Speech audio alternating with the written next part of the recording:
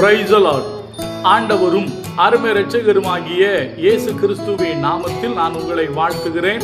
மறுபடியுமாக கர்த்தருடைய பரிசுத்தமுள்ள சன்னிதானத்திலிருந்து கர்த்தருடைய பரிசுத்தமான வார்த்தைகள் மூலமாய் உங்களை சந்திப்பது மிகுந்த மகிழ்ச்சி. ஆண்டவருடைய பெரிதான கிருபையினால இந்த வாரம் ஒரு முக்கியமான காரியத்தை நாம் தொடர்ச்சியாக பார்த்து கொண்டு வருகிறோம்.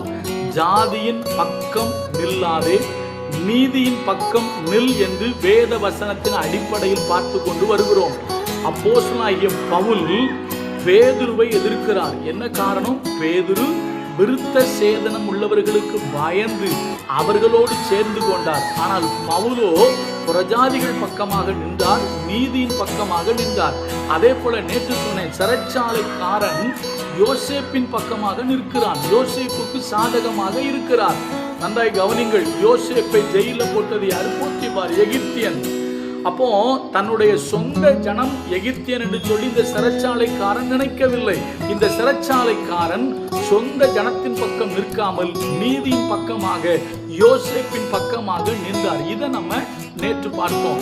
இன்றைக்கு ஒரு முக்கியமான காரியத்தை சொல்லி நான் நிறைவு செய்ய விரும்புகிறேன். அருமையான கர்த்தருடைய பிள்ளைகளே, ஜாதியின் பக்கம் நின்றதினாலே அழிவின் விளிம்புக்கு போன ஒரு கோத்திரம், அழிவின் விளிம்புக்கு போன அந்த கோத்திரத்தை பற்றி சொல்லி நான் நிறைவு செய்ய விரும்புகிறேன். நீங்கள் நியாயாதிபதிகள் புஸ்தகத்தில் வாசித்தால் நீங்கள் நிறைய வாசிக்கணும். 19வது அதிகாரத்தை நீங்க வாசிக்கும் போது அதில் ஏராளமான செய்தி இருக்கிறது. என்னவென்று கேட்டால், ஒரு மனிதன், அதாவது ஒரு லேவியனுடைய மனைவியை பெஞ்சமின் கோத்திரத்தில் உள்ளவர்கள் தகாத விதமாய் அவளை நடப்பிப்பார்கள். நான் ரொம்ப சுருக்கமா சொல்றேன். அதாவது லேவி கோத்திர ஒரு லேவியனுடைய மனைவி, மறுமனையாட்டின்னு போட்டிருக்கோம். அவர்கள் இருந்த, அதாவது அந்த லேவியன் தன்னுடைய மனைவியை அழைத்து கொண்டு அவன் இருக்கிற இடத்துக்கு போகும்போது போகிற வழியிலே கிபியாவுக்கு வருவார்கள். அந்த கிபியாவிலே தங்கும் போது அங்கிருக்கிற ஒரு ஏழை இல்லைன்னா ஒரு வயதான மனிதர் இவர்களை தங்கள் வீட்டிலே தங்கும்படி சேர்த்து கொள்வார். அப்பொழுது அந்த ஊரில் இருந்த பேலியாளின் மக்கள்னு போட்டிருக்கு.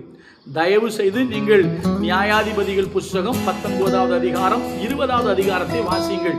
அப்போ என்ன நடக்கும்னு கேட்டீங்கன்னா, ராத்திரியிலே வந்து அந்த வீட்டை வளைந்து கொண்டு தகாத காரியங்களை செய்ய போவார்கள். நீங்க பார்த்தீங்கன்னா அந்த பெண்ணை வெளியே அனுப்பிடுவாங்க. அந்த பெண்ணை அவர்கள் இலச்சையாக நடத்தி அவளை அசிங்கப்படுத்தி அவளை மிகவும் கேவலப்படுத்தி விடுவார்கள். அதனால என்ன ஆகும்னு கேட்டீங்கன்னா, அந்த லேவியன் அந்த பெண்ணை துண்டு துண்டாக வெட்டி, தயவு செய்து நீங்கள் வசனத்தை வாசிங்க, இஸ்ரவேலுடைய 12 கோத்திரங்களுக்கு அவன் அனுப்பி விட்டுருவான். சரியா? இந்த காலகட்டத்தில் நம்ம சில விஷயங்களை நியூஸ்ல பார்க்கிறோம். ஒரு மனிதன் இல்லைன்னா ஒரு ஆணோ ஒரு பெண்ணோ அவங்க என்ன பண்றாங்க, துண்டு துண்டா வெட்டி சூட்கேஸ்ல அடைச்சி எங்கேயாவது கொண்டு போடுறாங்கன்னு கேள்விப்படுறோம். ஆனால் பைபிள் எழுதப்பட்ட காலத்திலேயே ஒரு மனிதன் கோபத்தின் உச்சியிலே தன்னுடைய மனைவியை பிடித்து துண்டு துண்டாக வெட்டி இருக்கிறான். இன்னொரு காரணம் உண்டு, இவன் ஒரு லேவியன். லேவியனுக்கு பலியிடுற பழக்கம் உண்டு.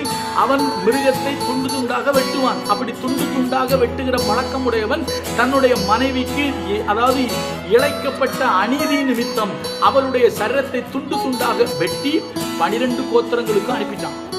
அப்போ எல்லாரும் ஒன்று கூடுறாங்க. அப்படி ஒன்று கூடும்போது இதற்கு என்ன காரணம் அப்படின்னு சொல்லும்பொழுது இந்த லேவியன் சொல்றாரு. தயவு செஞ்சு நான் சொல்றது பைபிள்ல இருக்கு, நீங்க அப்படியே படிங்க. அப்ப இந்த லேவியன் விவரத்தை சொல்றாரு. அப்படி விவரத்தை சொல்லும்போது என்ன நடக்கும்?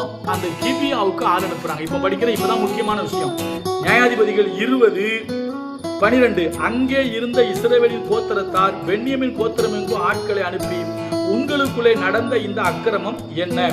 இப்பொழுது கிபியாவில் இருக்கிற பேலியாளின் மக்களாகிய அந்த மனுஷரை நாங்கள் கொன்று பொல்லாப்பை இஸ்ரவேலை விட்டு விலக்கும்படிக்கு அவர்களை ஒப்புக் கொடுங்கள் என்று சொல்ல சொன்னார்கள்.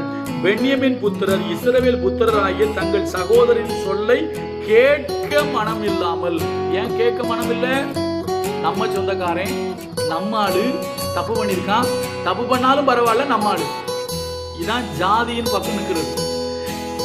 இப்போ பெஞ்சமின் கோத்திரம் நீதியின் பக்கம் நிக்கல. மற்ற கோத்திரங்கள்லாம் சொல்றாங்க, தப்பு பண்ணவங்களை எங்க கையில கொடுத்துருங்க, அவங்கள நம்ம என்ன பண்றோம், கொன்னு ரத்தப்படியை நீக்கிடுவோம் அப்படின்னு சொன்னா பெஞ்சமின் கோத்திரத்தாருக்கு அதற்கு உடன்பட மனதில்லை. இதான் ஜாதியின் பக்கம் நிற்கிறது.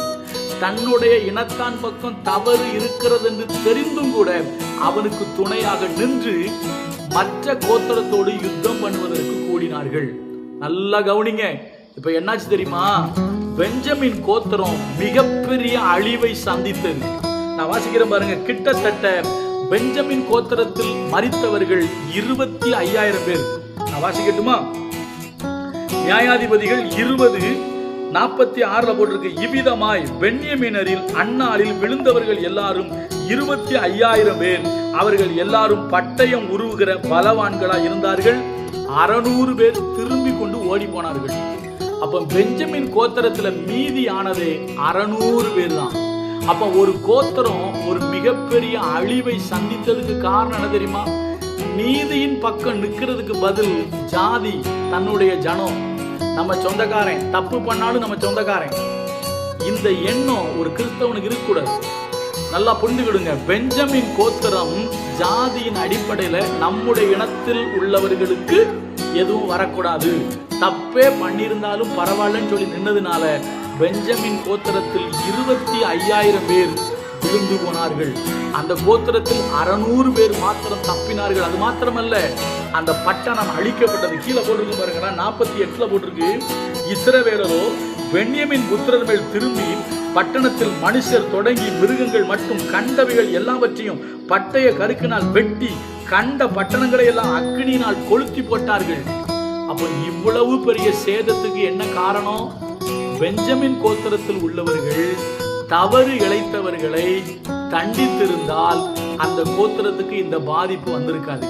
தவறு செஞ்சவன் நம்மாடு, நம்ம கோத்திரத்துக்காரன், அவனை எப்படி விட்டு கொடுக்கலான்னு சொல்லி இவங்க அவனுக்கு தப்பு செஞ்சவனுக்கு துணை போனதுனால மிகப்பெரிய அழிவை பெஞ்சமின் கோத்திரம் சந்தித்தது. கர்த்தர் இன்னைக்கு உங்களோடு என்னோடு பேசுறாரு.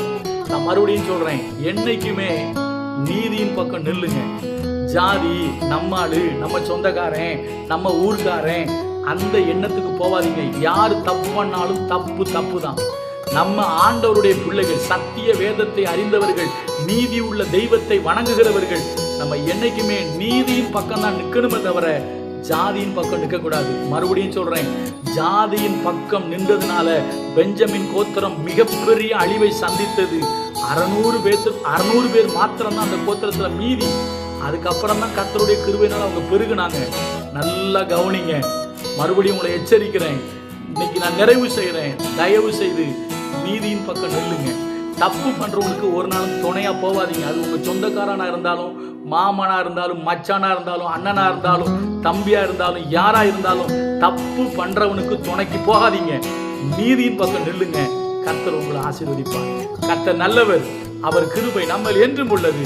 God bless you.